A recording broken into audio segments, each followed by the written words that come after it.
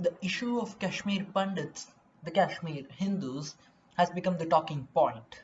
Congress gives facts through its Kerala INC Twitter account, whereas BJP says it was a genocide. BJP and Prime Minister Modi have promoted the movie to a certain extent. But the movie Kashmir Files tells us the truth. And this evening I am here to tell you what's the big issue, what really happened over there in 1990s, what's really happening over there, and what's the real truth. Who are these Kashmiri Pandits? What made them leave the state? What is the genocide? And the big question, was it a genocide or was it an exodus? There's some difference between these two viewers. So let's understand this and answers to big questions and true story in this video right here and right now. I welcome you all to D.India Focus, the weekend edition, and I am Sricharan. Do subscribe, hit the bell icon, and support this young team in Indian journalism. Now let's start from 1947. India was celebrating Independence Day, whereas Kashmir was still a part ruled by king. Dogra family empire's final king was Hari Singh. When partition took place, Hari Singh did not agree to join neither India nor Pakistan. The reason was quite simple, that Nehru and Hari Singh had bad relations. But when Pakistan attacked Jammu and Kashmir, Hari Singh asked the help of India to give military support. This was where Hari Singh also wanted and agreed to join Jammu and Kashmir as a part of India. But the people in Gilgit-Baltistan, now also called POK, the Pak occupied Kashmir, and Azad Kashmir, wanted to be a part of Pakistan. So the protests started. These people revolted against the king's army, and thus Hari Singh's military couldn't fight back. Pakistan sent its army for support, and India also sent its army to Srinagar. This is a place still under controversy. This controversy was then taken to UN by Nehru, but till date we haven't got a conclusion or a solution to it. As the days passed by, influence of Pakistan increased, and thus the Hindus in Kashmir Valley were forced to convert. So-called Kashmiri Pandits who did not want to get converted left Kashmir and moved out from there to different states. But the number increased drastically in the year 1990. But why? Because the terror groups attacked, killed, harassed, etc. and etc. All those targeted Kashmiri Hindus. All these started in late 1980s and early 1990s. I'll tell you what literally happened to the people over there. In 1989, a lawyer and an advocate named Tikalal Taplu was killed by JKLF, the Jammu Kashmir Liberation Front organization. Srinagar High Court judge gave the victim a judgment of gallows punishment, meaning hanged to death. But the same judge was shot dead in the same year. In the same year, then Central Home Minister Mufti Muhammad Saeed's daughter was kidnapped by JKLF. They demanded to release 5 terrorists. As demanded, the terrorists were released. On 4th Jan 1990, Srinagar-based newspaper Aftab released a message threatening all Hindus to leave Kashmir immediately. The newspaper also mentioned, and I quote unquote, sourcing it to the militant organization Hizbul Mujahideen. There were also posters which said that all people should follow Islamic religion, the Islamic style of clothing, the Islamic ban on alcohol, the Islamic ban on cinema theaters, and the rest of the rules. Government buildings and also other private shops were made to paint green in color. Houses and shops of Kashmiri Hindus were burnt. The main event took place in Jan 18, 1990. Power disruption was seen all around the Kashmir Valley, whereas only in mosques there was the power supply. In mosques, messages threatening Hindus were made. Again on Jan 19, 1990, important announcement was made. What was that important announcement? Men belonging to Kashmiri Pandits and Kashmiri Hindus and those who don't believe God had to leave the state or convert to Islam community or be killed. Also, those men who chose to leave Kashmir had to leave their wives and females in Kashmir itself.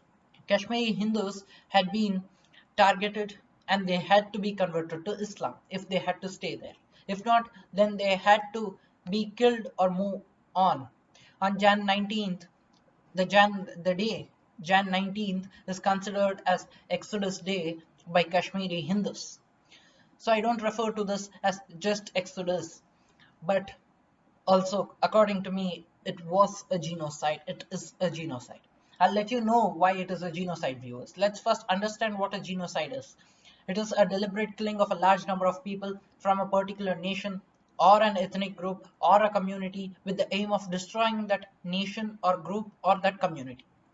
Why do I call it a genocide? I'll let you know in 1 minute from now. But before that, let's understand the political developments which were happening then.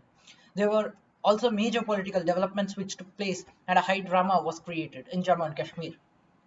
Farooq Abdullah was the CM who was from National Conference. Mufti Muhammad Saeed spoke with then PM VP Singh and asked him to replace Governor of Jammu and Kashmir as Jagmohan Malhotra. But Farooq Abdullah did not want Jagmohan to be the governor because both of them had a bitter experience, a bitter relationship. Farooq Abdullah said that he would resign if Jagmohan was made the governor. The central government even then appointed Jagmohan as the governor of Jammu and Kashmir. Farooq Abdullah resigned as CM. Police were given charge. They raided houses and checked for any illegal weapons and sheltered terror groups. In this process, there were many who were arrested. Opposing this so-called people who were fighting for independence came down to streets. On 21st Jan 1990, people gathered near Gaukadal Bridge in Srinagar. The protests turned violent and the troops had to open fire, in which around 50 people lost their lives. This is also called the Gaukadal Massacre. Let me come to the present, viewers. A lot of Kashmiri leaders want to protect themselves by saying this is a false allegation, this is a lie. Omar Abdullah says, and I quote unquote, many false things shown in Kashmiri files, the Kashmir files. I'll take a minute to tell what's true. Few other leaders spoke that this is a propaganda movie. I'll prove this evening that what happened to Kashmiri Hindus was a genocide and not an exodus, with 5 incidents. The first incident. On 25th Jan 1990, Rawalpura shooting incident took place, wherein 4 Indian Air Force personnel were killed and 10 other IAF personnel were injured while they were waiting at Rawalpura bus stand for their vehicle to pick them up in the morning. Look at this incident, viewers. The Jammu and Kashmir armed police post located nearby with 7 armed constables and 1 head constable did not even react to this. Second incident. On 29th April 1990, Sarvanand Kaul Premi, a veteran Kashmiri poet, was gruesomely murdered. Several intelligence operatives were assassinated over the course of January.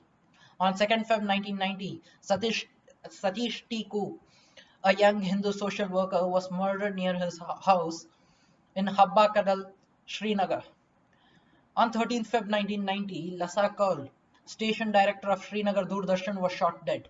In December 1992, Hriday Nath Vanchu, a trade union leader and a human rights activist, was murdered, with Kashmir separatist Ashik Hussain Fakhtu being convicted for the murder. And I can surely give several such examples, viewers.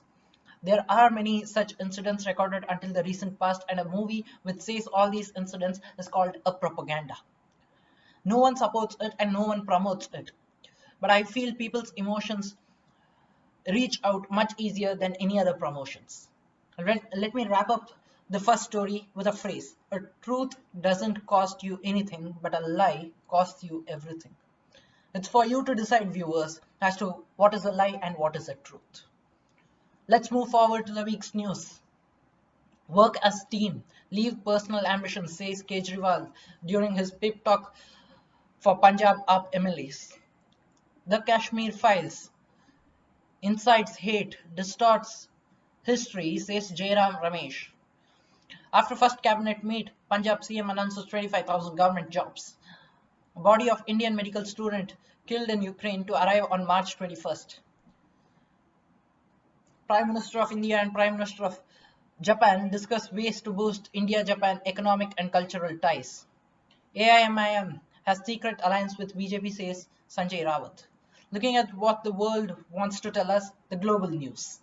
Pakistan PM Imran Khan's party issues show cause notice to dissident lawmakers. 21 killed in Russian attack on school.